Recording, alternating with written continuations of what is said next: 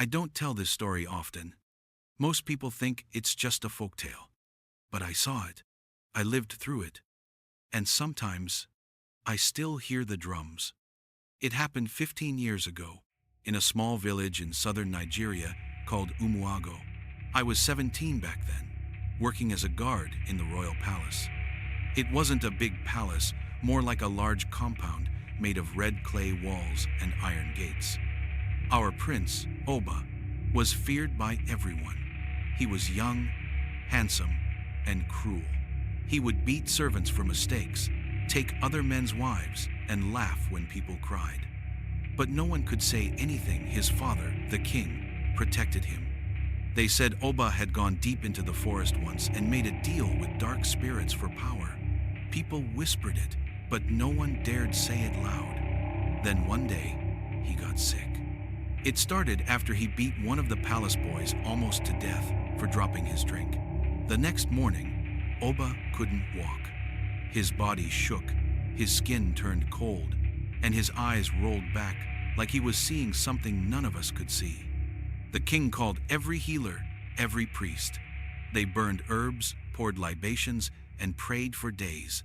Nothing worked. By the third night, the prince stopped breathing. He was dead. The king ordered a quick burial before sunset. The elders said, "The spirits that take wicked souls come at night, and they didn't want them hovering around the palace."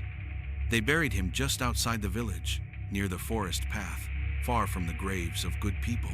We sealed his coffin with nails and poured palm wine on the ground as a final farewell. I remember how the king wept like a child. That night, I was assigned to guard the palace gate. It was quiet, too quiet. Even the crickets were silent.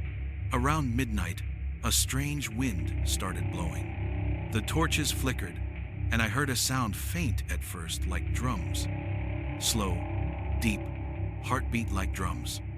Dum, dum, dum. It was coming from the direction of the prince's grave. I thought I was imagining it, but then I saw something moving between the trees. A shape, a person, walking slowly, dragging one leg. My whole body went cold. When the figure got closer, I saw his face in the torchlight. It was the prince, Oba. His clothes were torn, covered in dirt. His skin looked dry and cracked. His eyes, they were all white, like he had no pupils. His mouth hung open, like he was trying to breathe, but couldn't. I wanted to shout, but my throat locked up. My knees went weak. He stopped right in front of me. His face was inches from mine. I could smell the earth on him, that wet, rotting smell that only comes from graves. Then he spoke. "Tell my father I am not finished." His voice? It wasn't human. It sounded like three people speaking at once. Then he turned and walked past me, dragging his foot on the ground as he headed for the palace. I was frozen for maybe a minute before I could move. I ran to the other guards, screaming that the prince was back. No one believed me. They said I was lying. But before they could finish shouting at me, we heard the king scream.